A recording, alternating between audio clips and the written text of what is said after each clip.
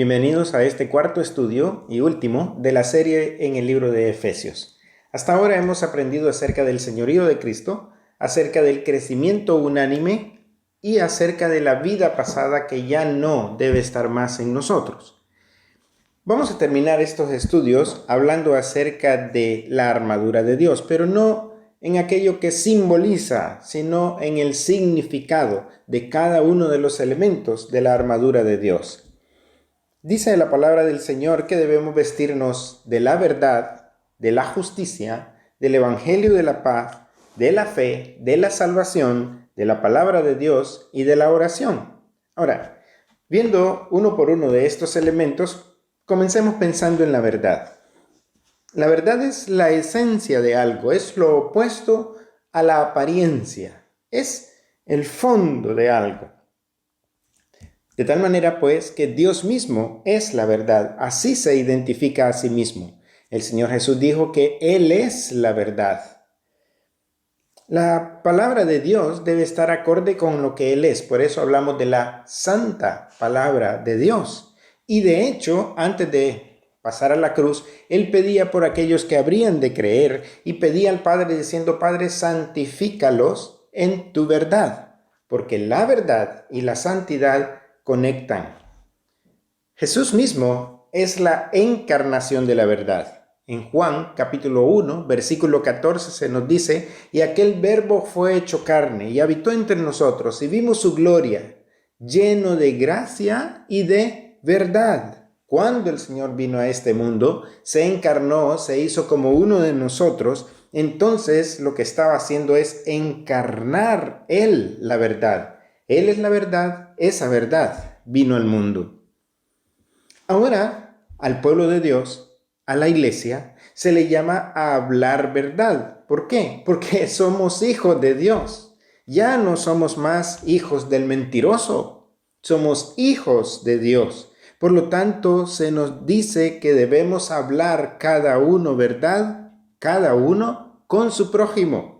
Es lo que se nos demanda y no es una demanda nueva. Desde el libro de Zacarías encontramos este tipo de conceptos, que el pueblo de Dios es llamado a decir la verdad. La verdad de Dios nos da confianza. Él es confiable, le creemos. Y cuando nosotros hablamos la verdad, entonces nos hace personas confiables. Por eso, en Efesios capítulo 6, se nos dice que debemos ceñirnos el cinturón de la verdad. Debe estar la verdad en nosotros. Ya no estamos más para las mentiras. Eso lo vimos en el capítulo 1. Ahora somos nosotros llamados a proclamar y a decir la verdad en todo momento. El segundo elemento de esta armadura tiene que ver con la justicia. Y la justicia es el carácter recto de Dios. Si yo quiero ser justo, yo tengo que ver las cosas como Dios las ve y actuar tal como Él actúa. Él es justo en su actuar. Yo tengo que ser también. Por eso me llama a vestirme de esa justicia. La persona que anda en el Señor, en la justicia del Señor, hace el deseo de Dios, cumple el deseo de Dios. Desde el Antiguo Testamento de Abraham se dice, por ejemplo en Génesis 15:6, y creyó al Señor y le fue contado por justicia. Así que Abraham estaba apegado a Dios, al deseo de Dios, y por lo tanto era una persona justa. La persona justa es aquella que se describe en el Salmo 1, por ejemplo. Solo basta leer ese salmo y todo el salmo es una descripción de la persona que anda bajo los lineamientos de Dios. Esa persona es bienaventurada porque no anda en consejo de malos, porque no está en camino de pecadores, porque en silla de escarnecedores no se sienta. Por el contrario, en la ley del Señor está su delicia, y en su ley medita de día y de noche. Entonces es fructífero.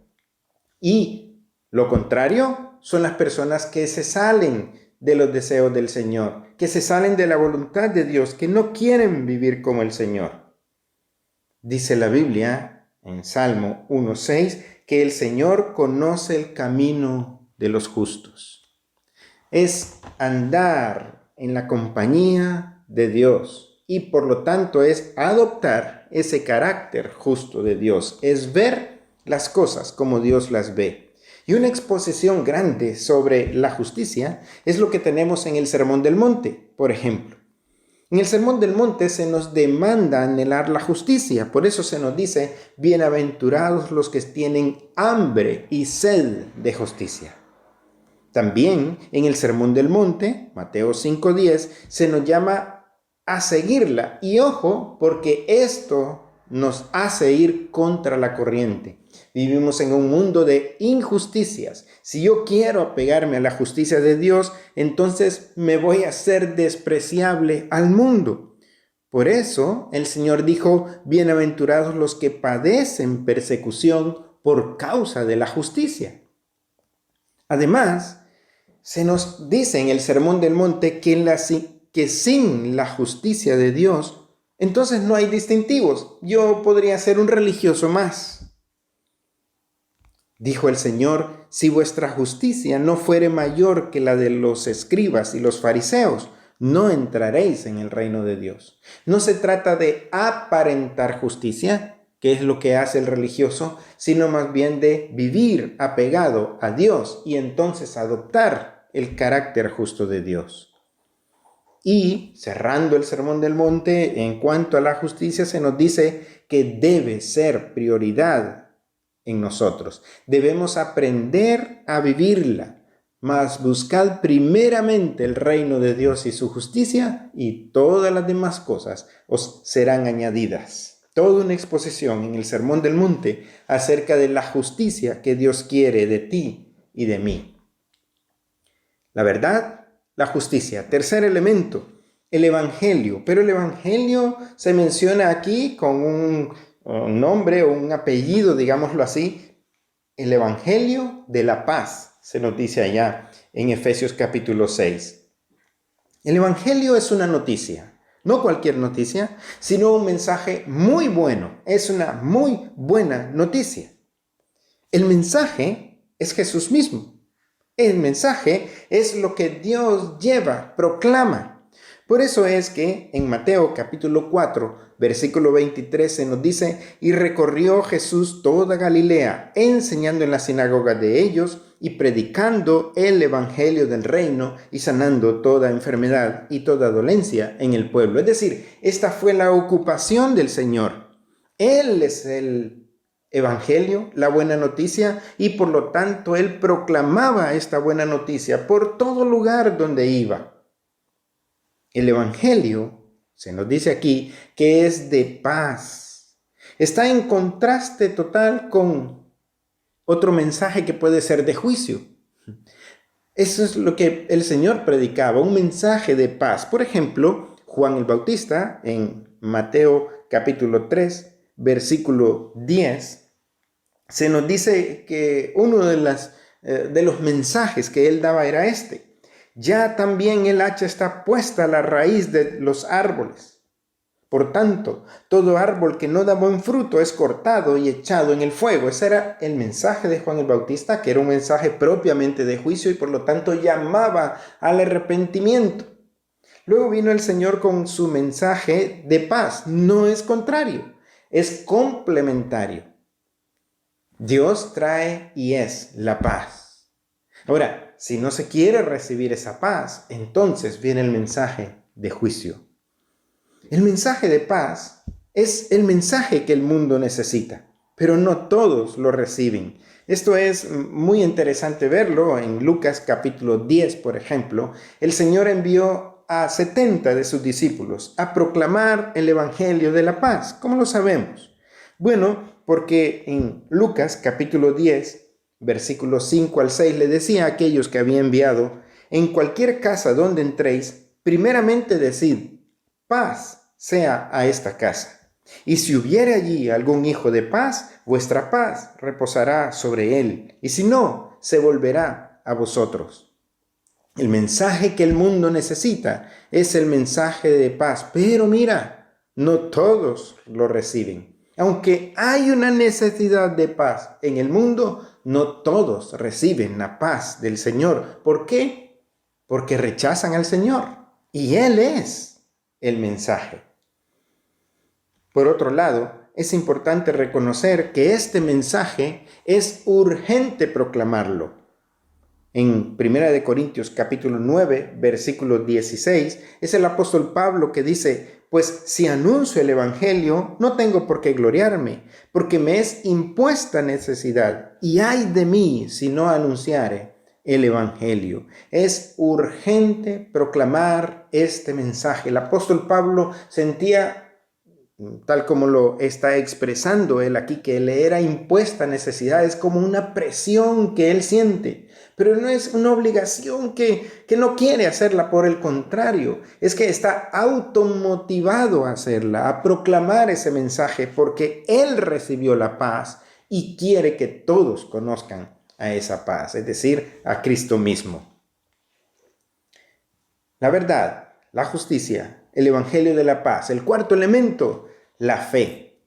La fe es confianza, es credibilidad, es la convicción firme sobre algo que he escuchado. Algo que he escuchado lo considero totalmente correcto, me ha convencido que es correcto y por lo tanto recibo ese mensaje. Por eso, en Romanos capítulo 10 y en el versículo 17, es un pasaje famoso en donde se nos dice: así que la fe es por el oír, y el oír por la palabra de Dios. La fe demanda confianza, es decir, yo tengo que hacer algo, tengo que dar un paso al frente. Por eso, en Juan 1:12, se nos dice allá que más a todos los que le recibieron, a los que creen en su nombre, les dio el derecho de ser hechos hijos de Dios. Fe y creer es lo mismo. Pero también aquí se nos explica que creer es lo mismo que recibir. Es decir, no basta solo con saber que alguien me ofrece algo, sino que extiendo la mano para cogerlo. Es un paso más que se demanda. Si creo, si tengo confianza, entonces haré algo por eso. Por eso cuando venimos al Señor Jesús, lo que hacemos es entregarnos a Él, rendirnos a Él. Eso es todo lo que tenemos que hacer cuando creemos en Cristo Jesús. Ahora, todos tenemos fe en algo, pero ese algo no necesariamente es confiable o siquiera es real. Dice, por ejemplo, en Isaías capítulo 41, Isaías capítulo 41 y en el versículo 29. He aquí todos son vanidad y las obras de ellos nada. Viento y vanidad son sus imágenes fundidas. Aquí hay un grupo de personas, puede ser una nación entera, que tenga su confianza, su fe en algo, pero ese algo no le vale de nada. Es vanidad total. No vale. Qué triste, ¿no? Tal vez dedicar toda una vida en la creencia de algo y ese algo es nada. Ahora, nosotros hemos creído en Cristo Jesús y hemos creído por la fe. La vida, nuestra vida en Cristo debe ser consecuente a esa fe. ¿Qué quiere decir eso?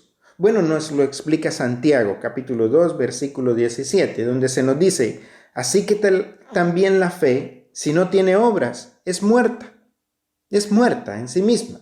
No es fe entonces. La fe demanda acción. Y la fe en Cristo crece.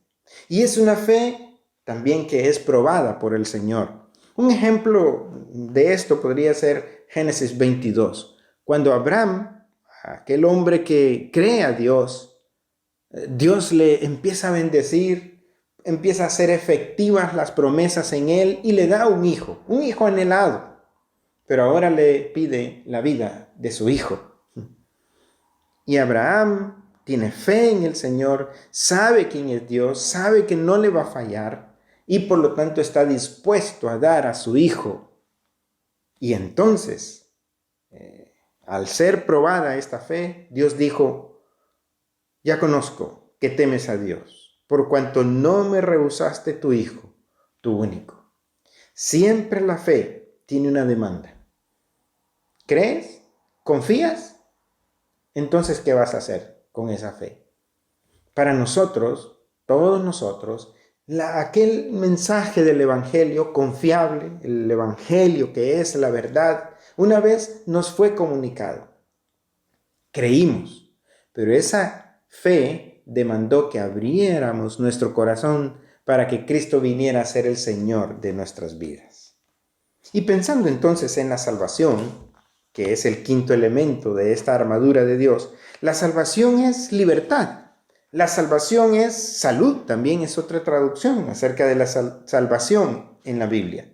Y Jesús mismo es la salvación, por eso lleva ese nombre, un nombre que le fue dado no por los hombres, sino fue anunciado que así debía llamarse, Jesús, Yeshua, que significa Yahvé es salvación. Ahora, la fe en el Evangelio es lo que nos lleva a salvación.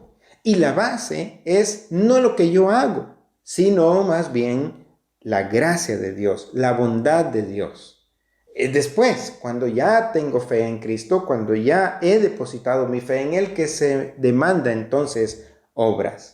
Pero previo a eso, debo entender, conforme a lo que dice Efesios 2:8, porque por gracia sois salvos por medio de la fe. Esto no de vosotros, es un regalo de Dios, no es por obras, para que nadie se gloríe. Así es la salvación, un regalo, es gracia. Ahora, la salvación tiene, algunos le llaman 3 tiempos de la salvación. Uno es que nos salvó. ¿Cuándo? Cuando vinimos a Cristo. Tito 3:5 dice la palabra del Señor, nos salvó, pasado, nos salvó, no por obras de justicia que nosotros hubiésemos hecho, sino por su misericordia. La salvación ya ocurrió, ya somos salvos. Pero por otro lado, Romanos capítulo 6 nos dice que éramos esclavos del pecado, pero que hemos sido libertados del pecado. Y por lo tanto, Romanos 6:14 nos dice, el pecado no se enseñoreará de vosotros. Esa es la lucha que tú y yo tenemos cada día. Es si hago lo que Dios dice o voy en contra de lo que Dios dice. Y la salvación presente tiene que ver con que el pecado no me domine. De eso nos está salvando el Señor. A la medida que me entrego a Él, entrego mi voluntad, entrego mi deseo a Él, entonces Él me libra del dominio del pecado. Y por último, hay un sentir de que la salvación, o un pensar que la salvación es futura también, porque Primera de Pedro, capítulo 1, versículo 5, dice, vosotros que sois guardados por el poder de Dios mediante la fe para alcanzar la salvación que está preparada para ser manifestada en el tiempo postrero. ¿Qué quiere decir eso? ¿No es que soy salvo? Sí, ya soy salvo de la condena del pecado. Estoy siendo libre, estoy siendo salvo del dominio del pecado, pero un día tendré esa salvación que tiene que ver con la liberación total del pecado. Entraremos al cielo, donde no hay pecado. El sexto elemento es la palabra de Dios. La palabra de Dios es como si fuese una sola palabra, pero obviamente está hablando de un discurso, de todo lo que implica el mensaje del Señor. La palabra de Dios es eterna. Primera de Juan, capítulo 1, versículo 25, se nos dice allá, mas la palabra del Señor permanece para siempre. Es una cita de Isaías, capítulo 40. La palabra de Dios, esa palabra, ese conjunto de doctrinas, ese conjunto de la verdad de Dios, nunca va a terminar. Es eterna. Pero por otro lado es totalmente posible. Por eso nos demanda fe en la palabra del Señor. En Lucas capítulo 1, versículo 37, es allá donde dice, porque nada es imposible para Dios.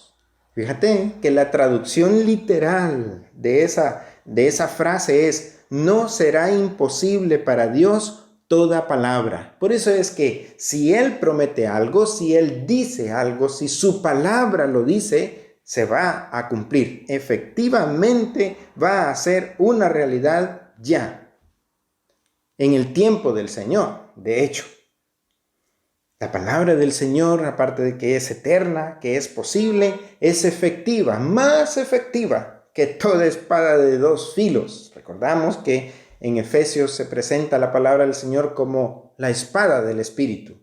Pero también hay otros pasajes como Hebreos 4:12, en donde dice que la palabra del Señor es viva y eficaz y más cortante que toda espada de dos filos porque penetra, llega hasta lo más profundo del ser. Por eso compartimos la palabra del Señor.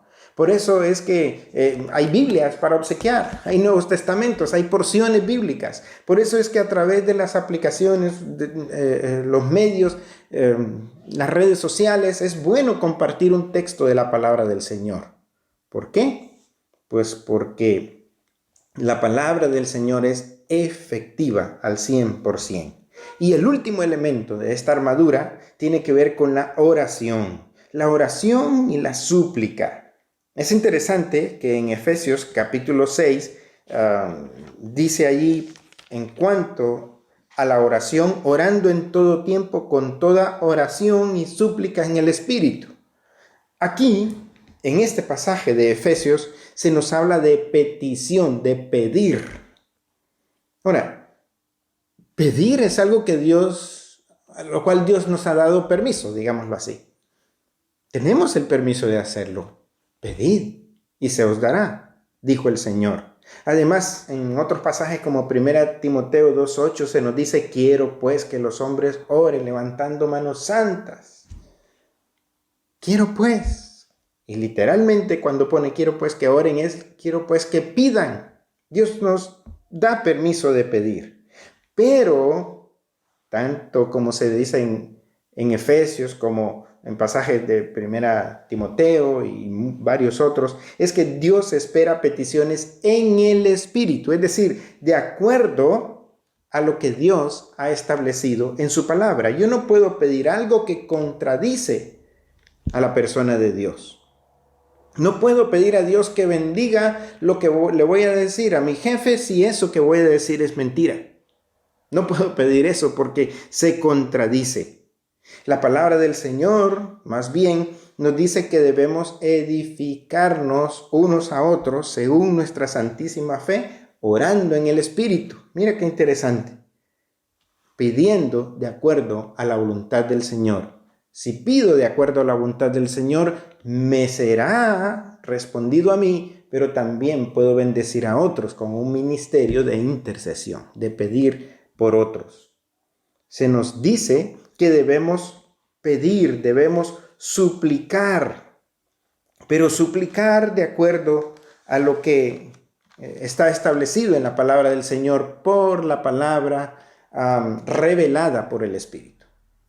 Es por eso que pasajes como 1 de Juan capítulo 5, en los versículos 14 y 15 dice, y esta es la confianza que tenemos en Él, que si pedimos alguna cosa conforme a su voluntad, Él nos oye.